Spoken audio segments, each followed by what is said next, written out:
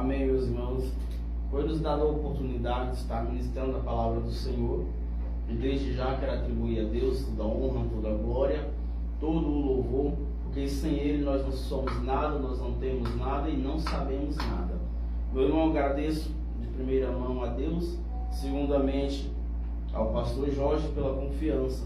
E na presença do pastor Jorge também agradecer ao nosso pastor presidente, qual nos tem confiado de estarmos aqui.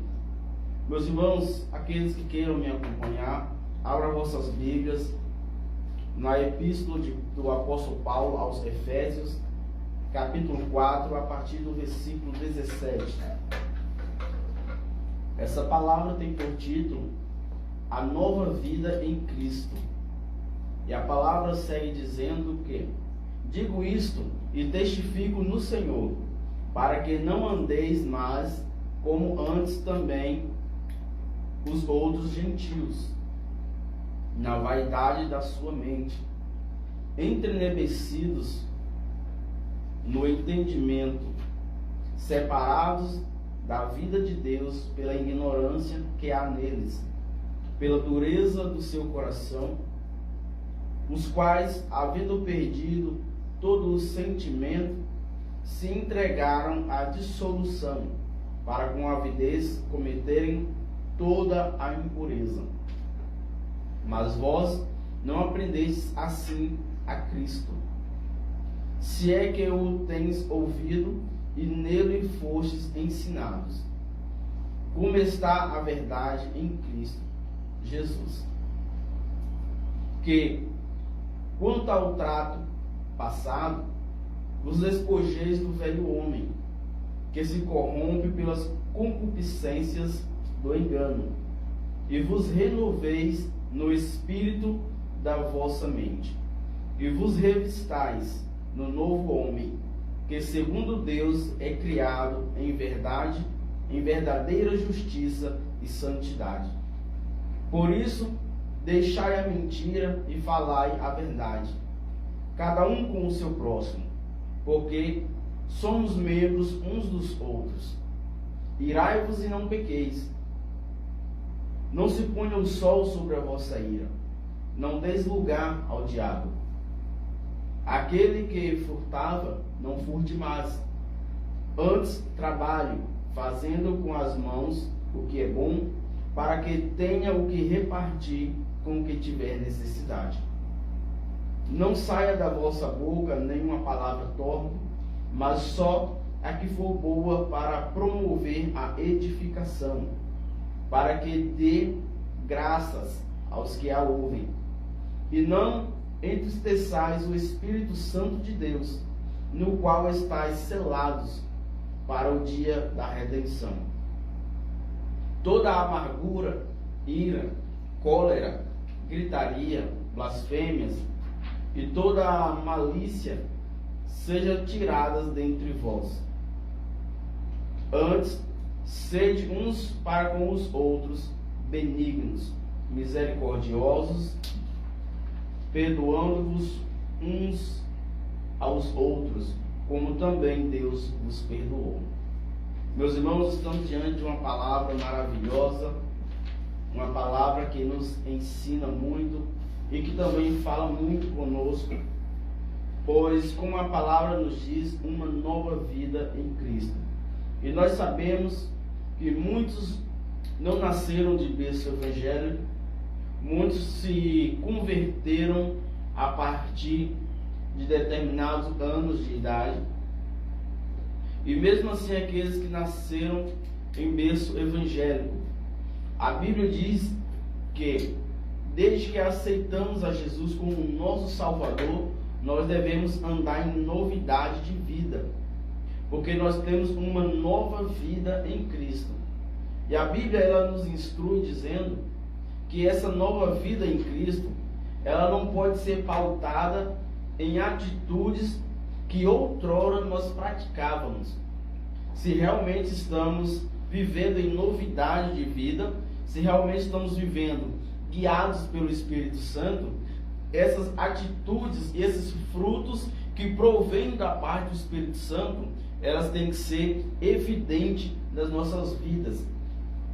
como a própria palavra de Deus nos diz, que o antigo homem, ele era entenebrecido no entendimento, era separado da vida de Deus pela sua ignorância, pela dureza do seu coração. E o homem de Deus, a mulher de Deus, eles não podem estar entenebrecidos no seu entendimento. Ele não pode estar separado da vida de Deus. Ele não pode viver segundo a ignorância e nem segundo a dureza do seu coração.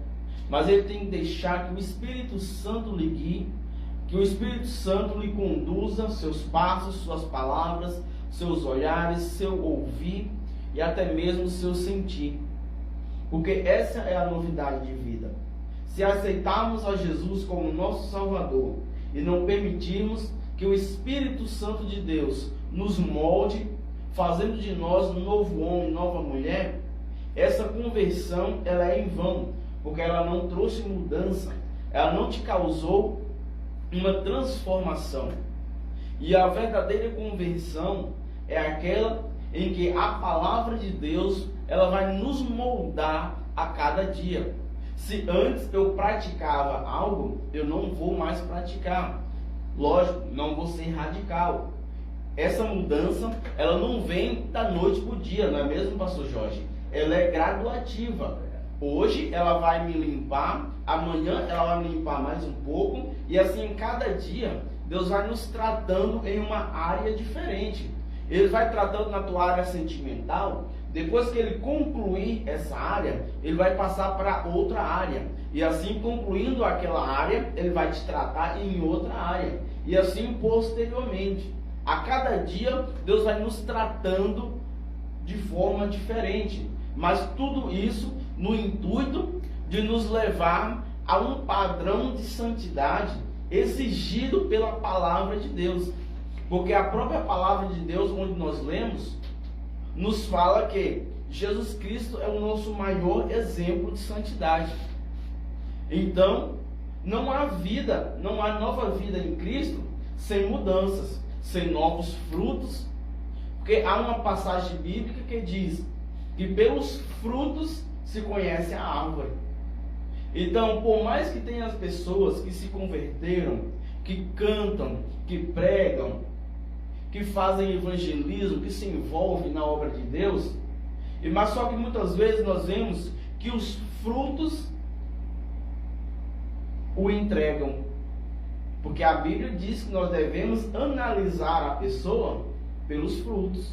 Porque é pelos frutos que se conhece a árvore. Você nunca vai achar uma maçã em um pé de manga. Você vai saber que aquela maçã veio de um pé de maçã, veio de uma maçaneira. Então, assim como também nós dizemos que estamos vivendo em Cristo, os nossos frutos, eles têm e devem testificar que nós estamos vivendo em Cristo. E quem vive em Cristo tem uma palavra, tem uma vida pautada na palavra do Senhor. Não é mesmo? Muitas vezes dizemos que não, eu sou convertido, vivo em Cristo, eu tenho uma nova vida. Mas quando vemos analisar esta palavra, a própria palavra vem nos corrigir e vem também abrir os nossos olhos para que possamos examinar quem realmente está em novidade de vida. Eu creio que Deus já está falando aos nossos corações através desta palavra. Porque muitas das vezes, no nosso dia a dia, irmãos, passamos desapercebidos e permitimos, muitas vezes, que a ira ela venha ao nosso coração. E a Bíblia já nos diz que não é pecado se irar, mas o pecado vem deixar-nos sermos dominados pela ira, porque a ira vai nos levar a atitudes não coerentes à palavra do Senhor. Como a Bíblia vai nos dizer aqui no versículo 26, ainda no capítulo 4 de Efésios, onde a palavra de Deus diz: ireis e não pequeis, e não se ponha o sol sobre a vossa ira. E quantas vezes nós não nos entendemos com um irmão ou com uma irmã da igreja? Quantas das vezes nós não desentendemos com o nosso vizinho? Quantas vezes nós não desentendemos com um colega de trabalho? Quem sabe com o nosso superior? E simplesmente vamos para a nossa casa sem resolver aquele problema. Então a Bíblia nos induz que não passe o sol sobre nossa cabeça, guardando em nossos corações essa ira. A Bíblia diz que se nós andamos em novidade de vida, nós devemos nos consertar com essa pessoa. E isso nos provará que nós estamos vivendo em uma novidade de vida, meus irmãos. Nós não podemos deixar que o velho homem venha à tona. Nós não podemos deixar que a velha mulher venha à tona. Não, mas antes eu não levava desaforo para casa, por que eu vou levar agora? Antes você não era transformada pelo Espírito Santo, hoje você é. Hoje você não pode revidar na mesma violência que você revidava antes. Hoje você é transformado, hoje você é transformada. Você tem que deixar que o Espírito Santo te guie. Muitas das vezes você quer falar algo e o Espírito Santo te induz a não falar. Então, o certo, nós não devemos falar quando o Espírito Santo manda que nos calemos. Há um tempo para todas as coisas. Se o Espírito Santo te impulsionar a falar, você fala. Mas se o Espírito Santo te impulsionar a ficar calado, obedeça. Porque a nova vida vem através da obediência ao Espírito Santo de Deus, a qual não podemos o entristecer. É o que a palavra nos diz. E quem disse que da nossa boca pode sair dois tipos de palavras? Como o versículo 29 diz: não saia da vossa boca nenhuma palavra torpe. Como que um crente vai dizer que ele é salvo, se da boca dele saem palavras torpes? Como que eu vou poder abrir a minha boca para pregar o Evangelho do Senhor, se da minha boca saem palavras torpes? Muitas das vezes a igreja não vai ver, as pessoas do mundo não vai ver, mas às vezes a minha própria família vai ver as palavras torpes, indecentes e imorais que nós viemos pronunciar. Enquanto isso, estamos pregando e a nossa própria família, que nos conhece no nosso dia a dia, está nos reprovando. Isso não é a atitude de um homem e de uma mulher de Deus que vive uma nova vida em Cristo. Palavras torpes, elas não devem estar na nossa boca. E como a palavra segue dizendo, mas só a que for boa para promover a edificação, para que dê graças aos que a ouvem. Então, a nossa boca tem que proferir palavras de edificação.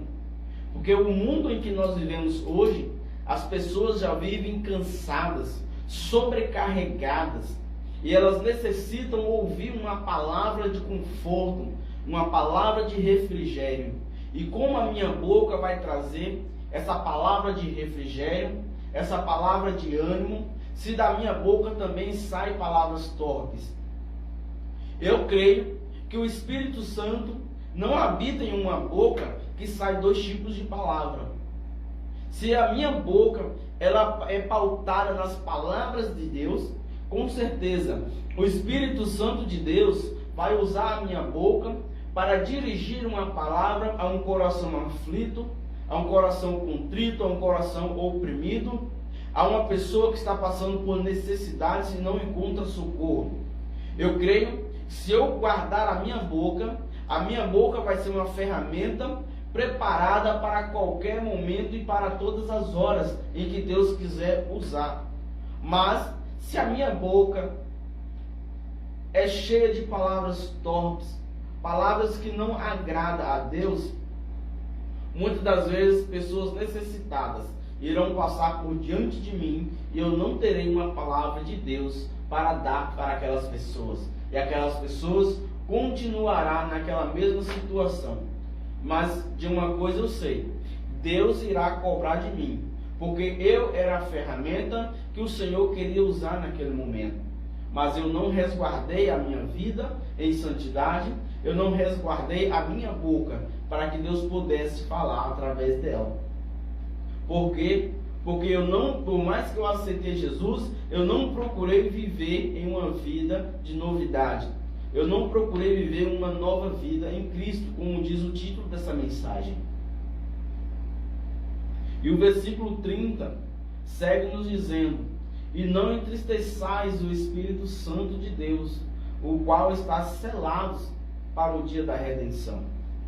Então, irmãos, muitas das nossas atitudes vai entristecer o Espírito Santo de Deus.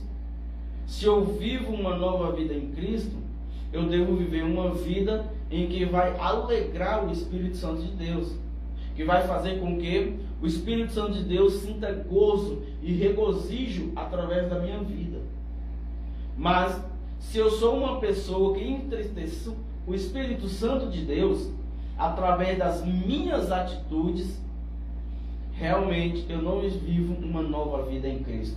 E realmente Cristo, ele não habita